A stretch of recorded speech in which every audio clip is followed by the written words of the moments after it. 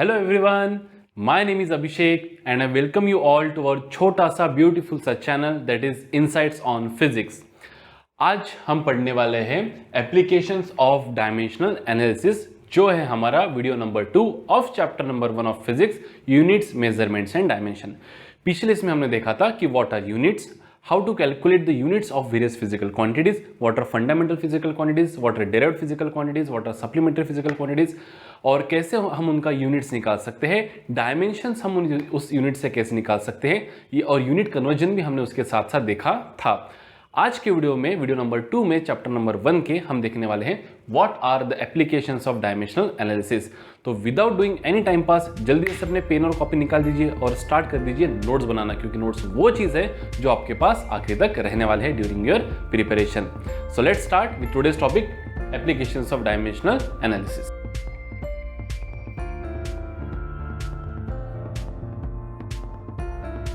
अब dimensional analysis के total 3 applications हमको इस वीडियो में देखने हैं। तो फर्स्ट एप्लीकेशन है डायमेंशनल एनालिसिस का to find the dimensions of physical quantity, to find the dimensions of physical quantity भी लिख सकते हैं अपन, और फिजिकल कांस्टेंट्स भी लिख सकते हैं। अब क्या सर, देखिए एक एक हम देखेंगे। सबसे पहले to find the dimensions of physical quantity और फिजिकल कांस्टेंट।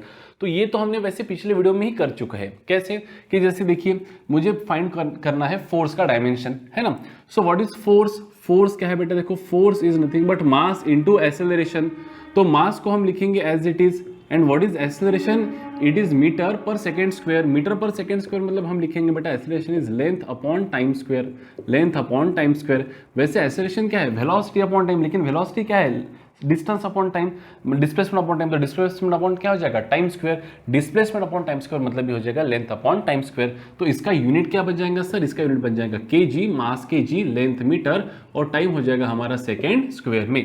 तो KG metre per second square is nothing but the unit of force. फिर हमने ये भी देखा था सर कि 1 न्यूटन मतलब ही sir 1 KG metre per second square, मतलब ही सर 10 टू द पावर 5 कितना सर? डाइन, या फिर लिख सकते 10 to the power 5 gram centimetre per second square. ये हमने यूनिट कन्वर्जन में पिछले बार देखा था। फिर इसके डायमेंशंस कैसे निकाले जाते हैं? देखिए डायमेंशंस कैसे निकालेंगे? डायमेंशंस ऑफ फोर्स कैसे लिखेंगे बेटा? अपन स्क्वायर ब्रैकेट में लिखेंगे द फिजिकल क्वांटिटी जिसका डायमेंशन हमको निकालना है, और अगले स्क्वायर ब्रैकेट्स में हम लिखेंगे लेंथ, मास और टाइम रेज़ टू पावर हमको समथिंग यहाँ पे लिखना है। तो देखिए, ऊपर क्या है? केजी मतलब मास कितना है? 1। बाद में क्या है? मीटर मतलब लेंथ कितना है? 1, और टाइम कितना है बेटा? नीचे -2, इसलिए हमने यहाँ पे लिख दिया L1 m1t -2 is the dimension of the physical quantity that is force. तो ये तो एक सिंपल वाला हो गया। चलिए और एक एग्जांपल के तौर पर बढ़िया से फिजिकल क्वांटिटी का, फिजिकल कांस्टेंट का हम डायमेंशन निकालते हैं। अब देखिए बेटा, जो फिजिकल कांस्टेंट्स होते हैं, सबसे पहले अपन बात करेंगे कांस्टेंट्स की। So what are constants in physics? So constants बेटा 2 तरह के हो सकते हैं। एक हो सकता है आपका न्यूमेरिकल कांस्टेंट, न्यूमेरिकल वैल्यू, एक हो सकता है आपका न्यूमेरिकल कांस्टेंट, और दूसरा हो सकता है बेटा आपका फिजिकल कांस्टेंट। कौन सा कांस्टेंट? Physical constant. अब सर क्या समझा नहीं, ये न्यूमेरिकल कांस्टेंट यानी क्या, फिजिकल कांस्टेंट यानी क्या? तो देखो बेटा, जैसे अगर मान लो काइनेटिक एनर्जी है ना, काइनेटिक एनर्जी का फॉर्मूला क्या है बच्चों? Half mv²। तो हाफ ये हो गया हमारा न्यूमेरिकल कांस्टेंट, क्योंकि ये नंबर है जो कांस्टेंट है। जैसे मैं लिख रहा हूँ एरिया, एरिया भी एक फिजिकल क्वांटिटी है, तो ये हो जाएगा, हम मेजर कर सकते हैं एरिया। वॉल्यूम है ना, area of circle pi r raise to power square, r raise to power 2 मतलब आर स्क्वायर। तो यहाँ पे जो हमारा हाफ हो गया बेटा, पाई हो गया, है ना, 6.28 हो गया, एक्सेलरेशन टू ग्रेविटी, ये जो सब है हमारे कांस्टेंट्स है, ये सभी कौन से कांस्टेंट्स हो गए बेटा? न्यूमेरिकल कांस्टेंट्स हो गए। कौन से कांस्टेंट्स हो गए? Numerical. Even though Avogadro number हमारा कितना एवोगाड्रो नंबर नहीं, पाई जो नंबर है और कांस्टेंट है उसे हम क्या कहेंगे बेटा? Numerical constant. लेकिन फिजिकल कांस्टेंट यानी क्या? कि जैसे आपको पता होगा न्यूटन्स लॉ ऑफ ग्रेविटेशन, आपने क्लास 9th में पढ़ा होगा कि force between every object in the universe attracts every another object with a force which is directly proportional to the product of their masses and inversely proportional to the square of distance between them। तो formula क्या बन रहा था हमारा? G m1 m2 upon r square. अब यहाँ पे जो बेटा हमारा g है, ये g है हमारा 6.67 इंटू 10⁻⁻11 न्यूटन मीटर स्क्वायर पर केजी स्क्वायर। ये ऐसा ही आपके बुक में 9th में लिखा होगा सीबीएसई में, ठीक है। हालांकि यहाँ पर डिराइव करेंगे, टेंशन ना लो आप। अब यहाँ पे ये जो g है बेटा यूनिवर्सल ग्रेविटेशनल कांस्टेंट, कौन सा है सर? ये यूनिवर्सल ग्रेविटेशनल कांस्टेंट। अब यूनिवर्सल ग्रेविटेशनल कांस्टेंट मतलब इसकी वैल्यू संसार में किसी को भी लगाओ चेंज होने वाली नहीं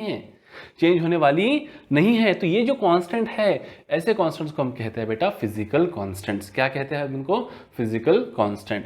जैसे कि मास ऑफ इलेक्ट्रॉन हो गया 9.1 इंटू 10⁻31 kg, ये नॉलेज पॉइंट ऑफ व्यू आप लिख भी सकते हो, चार्ज ऑन इलेक्ट्रॉन। तो कुछ नंबर, एवोगाड्रो नंबर, ये सभी जो नंबर्स है ये कैसे है बेटा? फिजिकल कांस्टेंट, फिजिक्स के कांस्टेंट्स है ये। किसका कांस्टेंट है? फिजिक्स के कांस्टेंट। ये क्या है? नंबर्स है, 1/2, 2, 4, 9, 8, 10, -4, -10, माइनस जो कुछ होगा है ना, plus values minus values zero, सभी कैसे बेटा? न्यूमेरिकल कांस्टेंट वैल्यू हो गया। समझ में आ गया? तो कांस्टेंट दो प्रकार के रहेंगे बेटा, न्यूमेरिकल कांस्टेंट, फिजिकल कांस्टेंट, ठीक है। अब देखो जो न्यूमेरिकल कांस्टेंट होता है इनको डायमेंशन होते ही नहीं है, दीज आर डायमेंशनलेस। कैसे है बेटा? ये यूनिट लेस होते हैं। कैसे होते हैं ये? यूनिट लेस, मतलब इनको कोई यूनिट नहीं होता है। और ये डायमेंशन लेस भी होते हैं बेटा। कैसे होते हैं? Dimension less. अब जिसका यूनिट ही नहीं है उसका डायमेंशन क्या बनाएंगे? यूनिट लेस है। और कैसे है बेटा? डायमेंशन लेस है। लेकिन जो हमारे फिजिकल कांस्टेंट होते हैं, न्यूमेरिकल कांस्टेंट, इनको यूनिट नहीं होता है। दो को यूनिट क्या रहेगा? कुछ नहीं, है ना। पाई को 22/7 3.14, नो यूनिट, तो ये यूनिट लेस है। और जो यूनिट लेस है वो कैसे है? 100% डायमेंशन लेस है। लेकिन जो हमारे फिजिकल कांस्टेंट्स है बेटा, इनको यूनिट होता है, हो भी सकता है नहीं भी हो सकता है, इनको यूनिट होता है। और क्योंकि यूनिट होता है इसलिए इनको डायमेंशन हो भी सकता है या नहीं भी हो सकता है। सर ऐसा क्यों बोल रहे हो आप? हो भी सकता है, नहीं भी हो सकता है। अब जैसे आपने क्लास 10th में पढ़ा होगा रिफ्रैक्टिव इंडेक्स म्यू। क्या पढ़ा होगा? Refractive index mu. म्यू क्या होता है बेटा? Sine i upon sine r, या फिर अपन लिखेंगे C1 अपॉन C2, है ना। अब यहाँ पे देखो C1 मतलब क्या? स्पीड ऑफ, जैसे मैं बोल रहा हूँ mu 2 with respect to 1, refractive index of medium 2 with respect to refractive index of 1 is nothing but speed of medium 1 upon speed of medium 2। ये आपने क्लास 10th में पढ़ा होगा। Refractive index optics, ray optics, है ना, light में, कि भाई कैसे निकाला जाता है। जैसे वाटर का कितना था रिफ्रैक्टिव इंडेक्स? 4/3, ग्लास का 3/2 1.5, 4/3 मतलब 1.33। हालांकि फ्लिंट ग्लास का सीबीएसई की बुक में लिखा है 1.52, लेकिन अपन उसको ईज ऑफ कैलकुलेशन के लिए 1.5 कंसिडर करेंगे।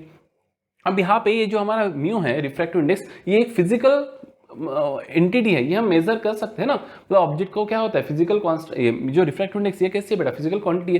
लेकिन ये क्या है बेटा? फिजिकल कांस्टेंट, एक कांस्टेंट। जैसे ग्लास का कांस्टेंट रहेगा, ग्लास का क्या रहेगा? म्यू कांस्टेंट रहेगा जो है वो। तो ये किसमें मोड़ा जाएगा बेटा? Physical constant. अब इसको देखो, since it is a ratio of two similar quantities, ये भी स्पीड है ये भी स्पीड है, तो मीटर पर सेकंड दोनों कैंसिल, तो इसको यूनिट ही नहीं है। अगर यूनिट नहीं तो डायमेंशन है ही नहीं 100%। यूनिट नहीं तो डायमेंशन है ही नहीं 100%। देखो जिसको यूनिट नहीं है, those quantities which are unitless are 100% dimensionless. जिसको यूनिट नहीं है उसको डायमेंशन नहीं है। लेकिन जिसको यूनिट है उसको डायमेंशन हो भी सकता है या नहीं भी हो सकता है। सो यूनिटलेस, ये ट्रू और फॉल्स के केस में आपको हमेशा कंफ्यूजिंग क्वेश्चन ऐसे आ सकते हैं कि all the unitless quantities are always dimensionless. 100% true, unitless quantities are dimensionless quantities. यूनिटी ने तो डायमेंशन कहा है सर, लेकिन जिसको यूनिट है उसको डायमेंशन हो भी सकता है या नहीं भी हो सकता है, अब देखो जैसे कौन सा सर एग्जांपल बताइए। जैसे अगर याद होगा तो हमारा सबसे पहला लेक्चर इस पूरे सीरीज का हमने मेजर किया था बेटा एंगल रेडियंस में, थीटा। हम पहले 90 डिग्रीज में मेजर करते थे, लेकिन बाद में हमने उसको मेजर किया रेडियंस में। सो 90 डिग्री कितना होता है हमारा? π/2 रेडियन। 360 डिग्री कितना होता है हमारा? 2π रेडियन। 30 डिग्री कितना होता है हमारा? π/6 रेडियन। 60 डिग्री कितना होता है हमारा? π/3 रेडियन। अच्छा हो गया सर, शॉर्ट में रिवाइज करवा दिया। ओके, तो रेडियन जो है बेटा ये एंगल, इसको यूनिट है। क्या यूनिट है इसका? रेडियन। क्या यूनिट है इसका? रेडियन। लेकिन डायमेंशन है क्या इसको? नहीं सर, लेंथ भी नहीं, मास भी नहीं और टाइम भी नहीं।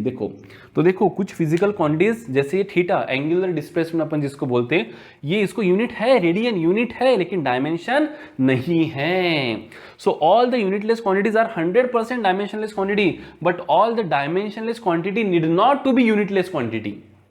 जो यूनिटलेस है वो डायमेंशनलेस है ही है 100% फॉर श्योर, लेकिन जो डायमेंशनलेस है जरूरी नहीं कि वो यूनिटलेस भी होंगे। इसको यूनिट है एंगल को रेडियन, लेकिन डायमेंशन नहीं है। ठीक है। तो ऐसे कंफ्यूजिंग क्वेश्चंस ट्रू और फॉल्स के केस में आपको state whether the following statements are true और फॉल्स या फिर चूज इनकरेक्ट स्टेटमेंट, इसमें आपको ऐसे कंफ्यूजिंग क्वेश्चंस आ सकते हैं कि every unitless quantity are dimensionless, every unitless quantity may be dimensionless, every dimensionless quantity is a unitless quantity, every dimensionless quantity may be unitless quantity. तो इस तरह से आपको मोर देन वन कैरेट ऐसे क्वेश्चंस आ सकते हैं। तो चलिए वापस से हमारा फोकस बनाए देते हैं अपन कि अभी हमको क्या निकालना है बेटा, to calculate to find the dimensions of physical quantity या फिर फिजिकल कांस्टेंट। तो यहाँ पे न्यूटन, अब देखो जिनको स्पीड फास्ट हो रही है ना बेटा, सॉरी फॉर दैट, आप यूट्यूब में 0.8 कर लो, बिल्कुल बिंदास 0.75 जो कुछ होगा। जिसको स्लो लग रही है मल्टीप्लाइड बाय 1.5 कर लो। तो यहां पे हम लिखेंगे कि फोर्स, व्हाट इज फोर्स बेटा, it is G m1 m2 upon क्या लिखेंगे हम सर, आर स्क्वायर। अब हमको फोर्स का यूनिट पता है सर, कल ही निकाला था, मास का पता है और आर का पता है। ये फॉर्मूला आया कहां से सर, अरे आपको पता होगा ना कि अगर दो ऑब्जेक्ट्स होंगे बेटा m1 और m2 और इनके बीच का अगर डिस्टेंस क्या होगा बेटा r, तो Newton's law of gravitation states that the force of attraction between these two objects m1 and m2 is directly proportional to the product of their masses and inversely proportional to the square of distance between them, and removing this proportionality sign we need to add certain constant, and that constant here we add is universal gravitational constant। जी क्या है हमारा, universal gravitational constant. तो double double लिख के अपन space कुछ यहाँ पे गवाएंगे नहीं, ठीक है, इसको मिटा देते हैं, ये अच्छा लग रहा है ना, ठीक है। अब देखिए हमको निकालना है बेटा वैल्यू फॉर, अब अपने को सबसे पहले तो निकालना है यूनिट, निकालना है जी का। क्या निकालना है सबसे पहले तो यूनिट, और फिर उसके बाद क्या निकालेंगे, डायमेंशंस। तो देखो what will be G, G क्या हो जाएगा देखिए f into r square upon क्या लिखेंगे बेटा, m1 into m2, f into r square. देखो f आर स्क्वायर इधर भेज दो और नीचे लिखेंगे अपन m1 और m2। तो क्या होगा यहाँ पे देखिए, g का हो गया। अब g का यूनिट कैसे फ्रेम करेंगे हम, देखिए फोर्स किस में बेटा, न्यूटन में, आर क्या है बेटा, डिस्टेंस बिटवीन टू ऑब्जेक्ट्स, तो वो किस में रहेगा, मीटर, और उसका क्या करना पड़ेगा हमको, आर का स्क्वायर मतलब मीटर का स्क्वायर। मास केजी, m2 भी केजी, तो केजी क्या लिखेंगे सर, केजी स्क्वायर। तो न्यूटन मीटर स्क्वायर पर KG square is the unit of universal gravitational constant. या फिर अगर मैं इसको लिखूं सीजीएस सिस्टम में, अब ये कौन सा टाइप का यूनिट हो गया बेटा, एमकेएस सीजीएस ऐसा है, तो ये हो गया खिचड़ी यूनिट। कौन सा यूनिट हो गया ये, खिचड़ी यूनिट। देखो ना ये ऐसा यूनिट है, ये एमकेएस वगैरह ऐसा बोल नहीं सकते अपन, बराबर है। अब अगर मुझे इसका लिखना है सीजीएस में, किसमें बेटा, सीजीएस में, तो न्यूटन का मैं क्या लिख दूंगा बोलो, डाइन। मीटर का क्या लिख देंगे अपन, सेंटीमीटर स्क्वायर, और केजी का क्या लिख देंगे बेटा अपन, ग्राम का स्क्वायर। यस और नो, वैसे के वैसा। अब चलिए इसका बनाएंगे अपन डायमेंशन। क्या बनाएंगे, डायमेंशन। तो सबसे पहले ऊपर में क्या है बताओ, हमारा फोर्स। तो फोर्स का क्या है बेटा डायमेंशन, देखो L1 M1 T -2, वैसे यहाँ पे भी हमने निकाला है, और नहीं भी निकाला होता तो कल हमने पढ़ा ही है बेटा ये, ठीक है। तो L1 M1 T -2 into force के बाद क्या है, मीटर स्क्वायर। मीटर स्क्वायर मतलब L⁻²। अब यहाँ पे M0 है, T0 है, तो वो मैं फालतू लिखूंगा नहीं, ठीक है।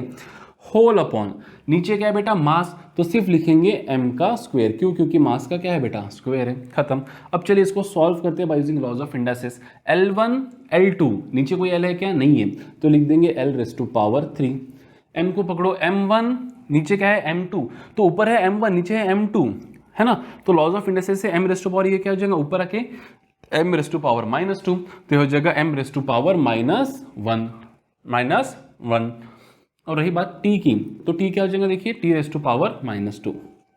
तो L3 m-1 t⁻² is the dimension. किसका डायमेंशन हो जाएगा बेटा, ये डायमेंशन हो जाएगा हमारा g का। एक बार चेक कर लेते हैं।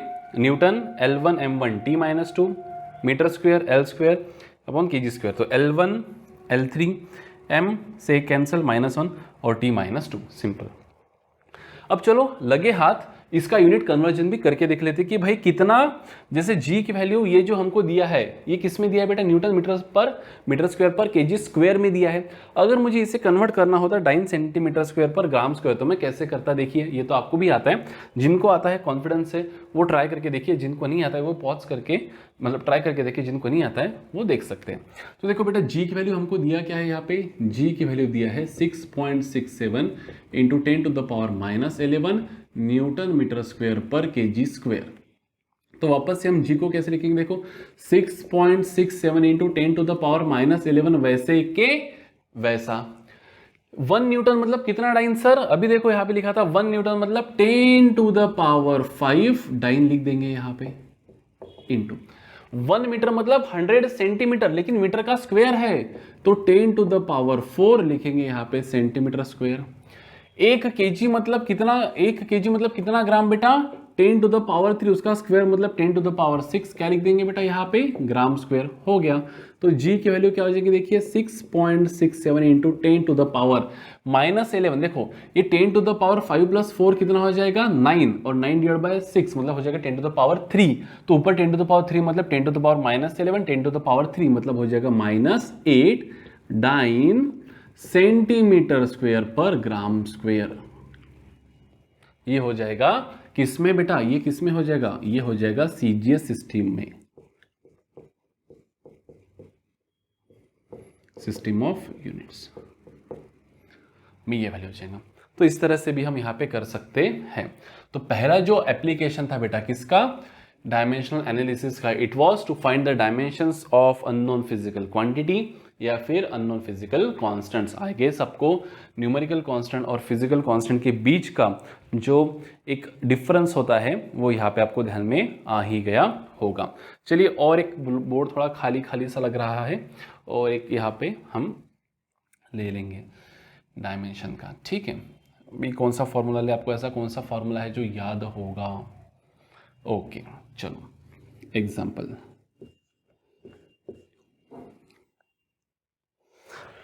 जैसे न्यूटन्स फॉर्मूला है, न्यूटन्स लॉ ऑफ ग्रेविटेशन है, वैसे ही कूलम्स लॉ ऑफ इलेक्ट्रोस्टैट्स है। सर इतना ऊंचा, अरे टेंशन मत लो, फील तो करो, है हार्ड, ट्राई तो करेंगे। न्यूटन्स कूलम्स लॉ, COULOMBS, ये 12 का हमारा पहला चैप्टर है, Coulomb's law of electrostatic attraction या फिर रिपल्शन, है ना, कूलम्स लॉ, बस इतना लिख देते हैं। अब जैसे ये जो न्यूटन्स लॉ है बेटा, ये किस में है? दो मासेस के बीच में है, जो r डिस्टेंस पे रखे हुए हैं। वो जो है हमारा कौन? Coulomb's law. ये किसके बीच में बेटा है? दो चार्जेस के बीच में है। +Q1 लिख देंगे और यहाँ पे लिख देंगे +Q2, जो कुछ डिस्टेंस r पे रखे हैं।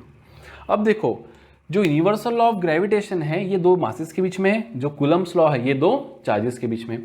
मासेस के बीच में हमेशा फोर्स ऑफ अट्रैक्शन ही रहेगा। कौन सा रहेगा? Force of attraction. हमेशा मासेस कभी रिपेल नहीं करेंगे एक दूसरे को, लेकिन जो चार्जेस होते हैं वो पॉजिटिव, देखो मास नेगेटिव नहीं हो सकता, मास पॉजिटिव हो सकता है ना। तो दो मासेस के बीच में हमेशा क्या रहेंगे? अट्रैक्शन ही रहेगा। लेकिन जो चार्ज है हमारा, चार्ज ये पॉजिटिव भी हो सकता है, नेगेटिव भी हो सकता है ना। आपने देखा होगा ना कि like charges repels each other, unlike charges attracts each other. अब ये पॉजिटिव पॉजिटिव दोनों, तो ये क्या करेंगे? एक दूसरे को रिपेल करेंगे। अगर ये पॉजिटिव और ये नेगेटिव होता तो ये क्या करते हैं? एक दूसरे को अट्रैक्ट करते हैं। तो जैसे ये Coulomb's law of attraction for two objects है हैविंग मास m1 m2, वैसे ही जैसे Newton's law of attraction for two masses है m1 एंड m2, वैसे कूलम्स लॉ ऑफ अट्रैक्शन और रिपल्शन दोनों हो सकते हैं इसके अंदर, है for two charges Q1 and Q2 placed distance r। तो यही लॉ यहाँ पे अप्लाई करना, मतलब ऐसा ही प्रकार का लॉ है। सो द इलेक्ट्रोस्टैटिक फोर्स, अब इनके बीच में जो फोर्स होता है ये ग्रेविटेशनल फोर्स होता है, इनके बीच का जो फोर्स होता है वो इलेक्ट्रोस्टैटिक फोर्स होता है ना। इलेक्ट्रो मतलब चार्जेस, स्टैटिक मतलब स्टेबल चार्जेस। तो इलेक्ट्रोस्टैटिक फोर्स ऑफ अट्रैक्शन और repulsion between the two charges is directly proportional to the product of their charges, यहाँ पे क्या था? Product of their masses, and inversely proportional to the square of distance between them. Again, removing the proportionality sign, we need to add certain constant, and that constant here is k, which is called as constant of proportionality. क्या कहेंगे आप इसको? k को हम यहाँ पे k को कहेंगे बेटा कांस्टेंट ऑफ प्रॉप लिख देते हैं, कांस्टेंट ऑफ प्रोपोर्शनैलिटी। तो चलिए यहाँ से अभी हम किसकी वैल्यू निकालेंगे?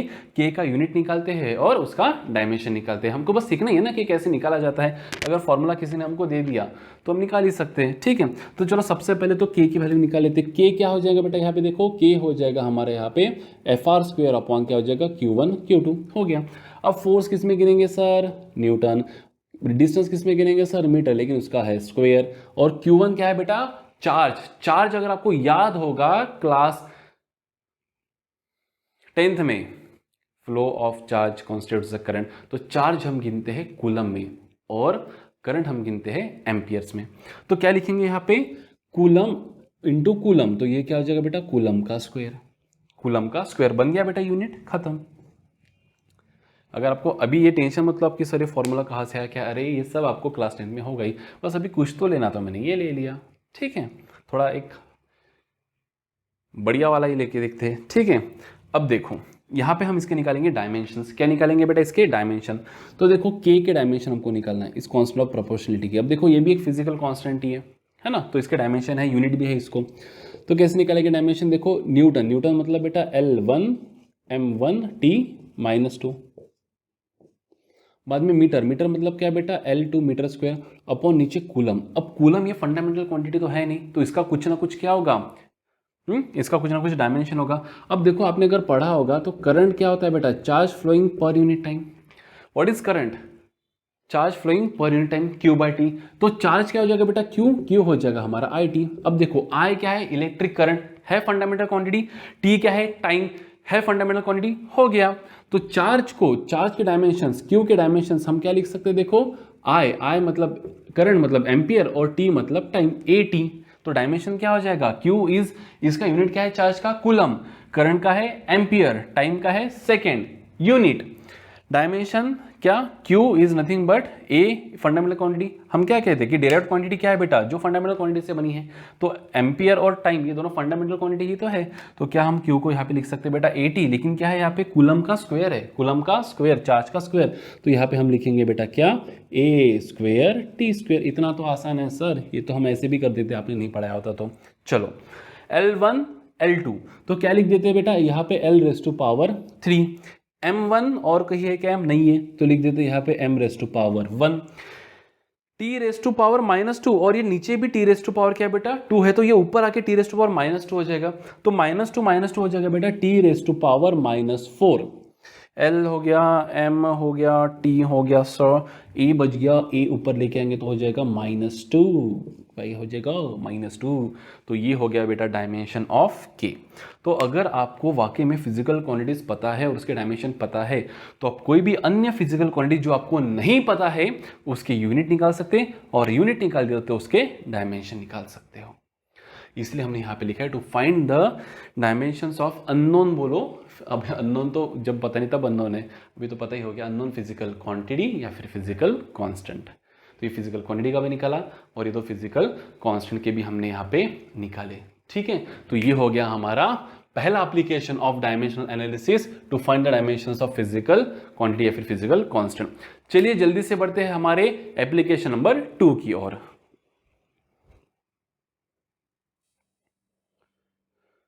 तो second application of dimensional analysis है बी करके यहां पे लिख लेता हूं, to check the dimensional homogeneity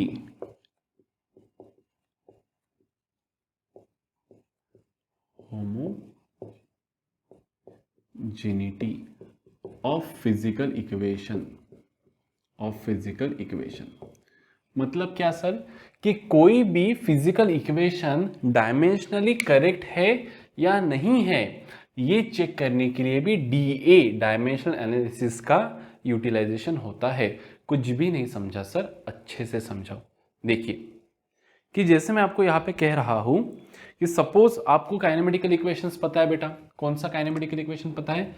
S = ut plus half AT square, ये पता है, और V = U प्लस AT पता है, और V = U square plus 2AS पता है। अब हमें ये इक्वेशन पता ही है कि ये फिजिकल इक्वेशन है करके, ये फिजिकल इक्वेशन ये हमको पता ही है, तभी भी ये second part that is to check the dimensional homogeneity of physical equation, ये समझने के लिए अपन जो पता है उससे पहले समझेंगे, फिर बाकी चीजों पे चेक करेंगे।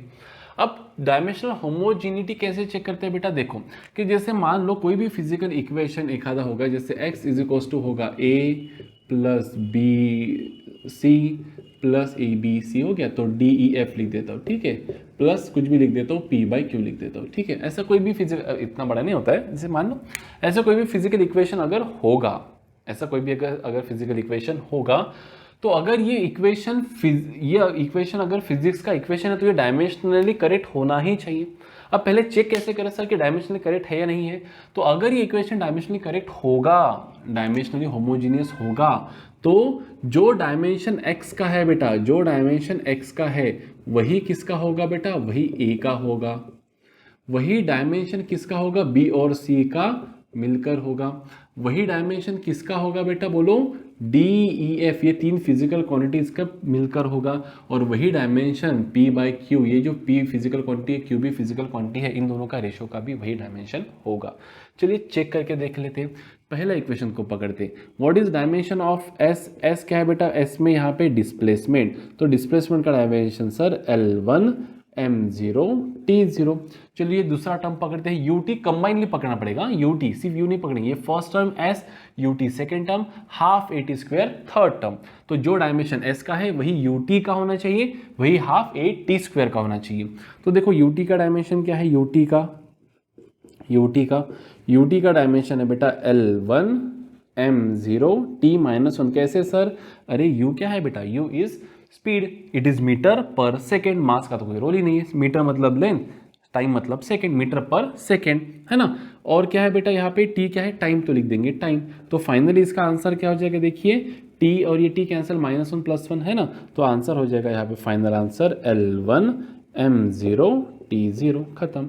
नेक्स्ट क्या है बेटा, नेक्स्ट टर्म क्या है बताइए, half AT square, half AT square. तो अब देखिए हाफ बेटा न्यूमेरिकल कांस्टेंट है, इसका कोई यूनिट नहीं है, डायमेंशन नहीं है, न्यूमेरिकल कांस्टेंट। ए क्या है बच्चा, एक्सेलरेशन, एक्सेलरेशन मतलब L1 M0 T हो जाएगा, -2 इंटू ये क्या है बेटा, टी स्क्वायर मतलब टाइम का स्क्वायर, तो टाइम का स्क्वायर लिखेंगे सिर्फ टी स्क्वायर, L0 M0 नहीं लिखते बैठेंगे, ठीक है। तो ये देखिए -2 + 2 कैंसिल, है ना, तो फाइनल हो जाएगा L1, यहाँ पे लिख देंगे M0 T0। अब देखिए जो डायमेंशन S का है that is L1 M0 T0, वही UT का है that is L1 M0 T0, वही हाफ AT स्क्वायर का है L1 M0 T0। इसका मतलब ये जो इक्वेशन हमको दिया गया है ये डायमेंशनली करेक्ट तो है, डायमेंशनली होमोजीनियस है, होमोजीनियस बोलो या फिर करेक्ट बोलो कि सर ये इक्वेशन डायमेंशनली करेक्ट है, होमोजीनियस है। तो हर इक्वेशन, काफी इक्वेशन डायमेंशनली करेक्ट हो सकते हैं, लेकिन जरूरी नहीं कि हर डायमेंशनली करेक्ट इक्वेशन ये फिजिक्स का इक्वेशन हो ही। लेकिन फिजिक्स का प्रूफ किया हुआ हर इक्वेशन डायमेंशनली करेक्ट होता ही है। क्या स्टेटमेंट बोला मैंने कि every physical equation is always dimensionally correct और homogeneous, but not every equation. अब आप कहीं से भी इक्वेशन कोई भी फ्रेम कर दोगे, कुछ भी इक्वेशन फ्रेम कर दोगे आप, तो जरूरी नहीं कि वो जो इक्वेशन आपने फ्रेम किया है वो डायमेंशनली कैसा हो, करेक्ट, वो फिजिकल इक्वेशन हो। So every physical equation, physics का हर इक्वेशन जो फिजिक्स की बुक में है वो हर इक्वेशन डायमेंशनली करेक्ट होगा ही होगा। लेकिन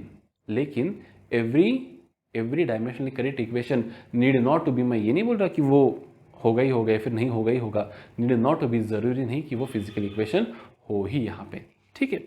अब इसको एक अपवाद भी है, लेकिन वो अपन जैसे वक्त के साथ पढ़ेंगे बाद में, ठीक है। सो ये to check the dimensional homogeneity of physical equation. चलिए दूसरे का भी चेक कर लेते हैं, किसका, v = u + at का। अब देखो यहाँ पे v का क्या रहेगा बेटा, dimension, what is the dimension of v, v है हमारी फाइनल वेलोसिटी, लेकिन है तो वेलोसिटी ना सर, तो क्या लिखेंगे यहाँ पे L1 M0 T लिखेंगे -1, बराबर है। U क्या है सर, U भी क्या है, देखिए जो डायमेंशन v का है वही u का होना चाहिए, वही a t का होना चाहिए। u का क्या है सर, u है इनिशियल वेलोसिटी, तो है तो वेलोसिटी ना सर, तो मीटर पर सेकंड ही होगा, है ना, तो लिख देते। और यही किसका होना चाहिए बेटा, a t का भी होना चाहिए, किसका होना चाहिए, a t का। तो a क्या है सर, L1 M0 T -2, और क्या है बेटा, t का क्या लिखेंगे, सिर्फ t, तो फाइनल आंसर हो जाएगा बेटा L1, है ना, L1 M0 T -1। तो ये हो जाएगा हमारा v = u + at। v को मैं थोड़ा सा ऐसा लिख देता हूँ ताकि आपको फील आ जाए कि हाँ v = u + क्या लिखेंगे बेटा, at। So this is nothing but dimensionally correct. देखो लास्ट भी चेक कर लेते हैं, कौन सा, v² = u² + 2as। बताओ, यहाँ पे लिख देता हूँ, v² का क्या होगा बताओ, v मतलब क्या बेटा, L1 M1, v मतलब L1 M0 T -1, इसका क्या करना है सर, स्क्वायर, मतलब ये इक्वेशन क्या हो जाएगा, देखो L2 M0 T -2, है ना।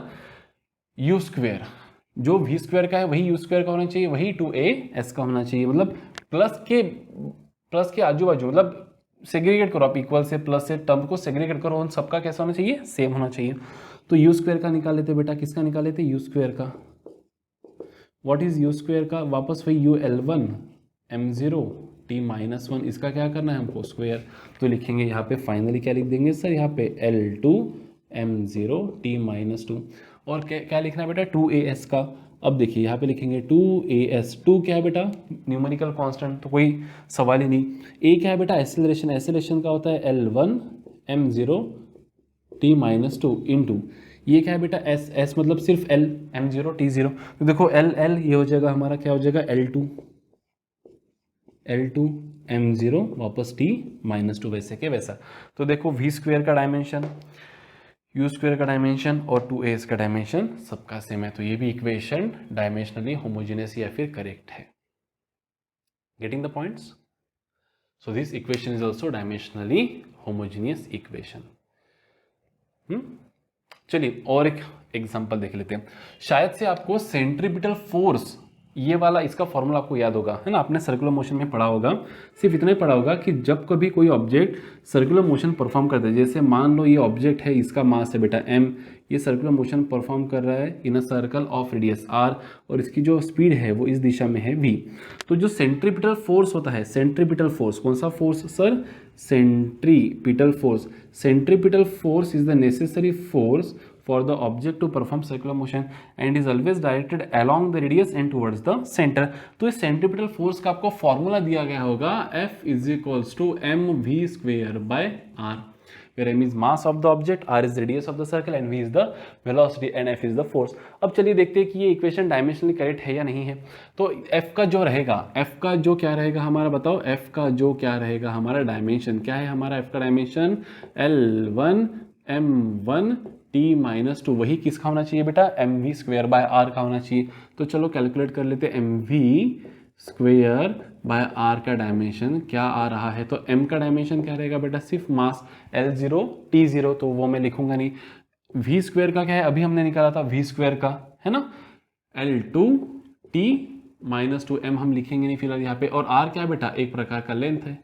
तो देखो क्या आंसर बन जाएगा फाइनल इसका, देखो ये L स्क्वायर और ये L, तो एक L कैंसिल हो जाएगा, क्या बचेगा, सिर्फ L1 m1 t-2, देखो बन गया। तो ये एक इक्वेशन आप ध्यान में रखें, ये अपने को आगे चलकर थर्ड एप्लीकेशन में भी काम आने वाला है। F is equal to mv square by r। और एक इक्वेशन मैं आपको बताता हूँ just for calculation of dimensions, कि डायमेंशनली करेक्ट है या नहीं है। एक टाइम पीरियड का इक्वेशन होता है बेटा, किसका टाइम पीरियड, किसका टाइम पीरियड सर, पहले तो बताओ सर टाइम पीरियड मतलब क्या। देखो आप सभी को पेंडुलम पता होगा, पेंडुलम, पेंडुलम मतलब क्या होता है, एक रिजिड सपोर्ट होता है ना, इस तरह से रिजिड सपोर्ट रहेगा, उसको एक स्ट्रिंग रहेगा बेटा, स्ट्रिंग, और स्ट्रिंग को क्या रहेगा, एक बॉब ऐसा अटैच रहेगा, ऐसा ट्विंग, जो पुरानी घड़ियों में होता था ना ऐसा, एक क्या रहेगा हमारा रिजिड सपोर्ट, उसको क्या रहेगा स्ट्रिंग, और यहाँ पे नीचे क्या रहेगा Bob, and that Bob will keep on oscillating like this. ये हमको सिंपल हार्मोनिक मोशन में पढ़ना है बाद में, लेकिन फिलहाल फॉर्मूला तो अपन देख लेते, रट लेते फिलहाल, का रटना भी नहीं, बस चेक करना कि वाकई में वो फॉर्मूला सही है या गलत है। तो ये टी मतलब क्या बेटा, टाइम पीरियड। टाइम पीरियड मतलब क्या, कि एक ऑसिलेशन को जो समय लग रहा है वो, that is nothing but time period. तो देखो एक ऑसिलेशन मतलब क्या सर, ये है मीन पोजीशन, कौन सी पोजीशन, मीन पोजीशन, ये एक्सट्रीम पोजीशन और ये भी एक्सट्रीम पोजीशन, ठीक है।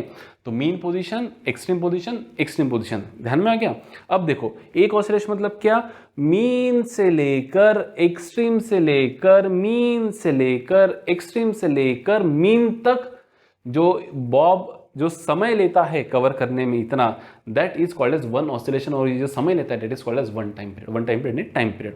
तो एक ऑसिलेशन मतलब क्या सर, मीन एक्सट्रीम मीन, ये हो गया एक ऑसिलेशन। तो बताओ ये कितना ऑसिलेशन हो गया, ट्वी टुचुक, आधा सर, बस इतना ही किया आपने, तो आधा। ये बताओ कितना हो गया, ट्वी टुचुक, वन फोर्थ ऑसिलेशन, पाउंड, ठीक है। ट्वी टुचुक, 3/4 सर, 3/4, अच्छा, ट्वी टुचुक एक ऑसिलेशन, वन ऑसिलेशन, ट्वी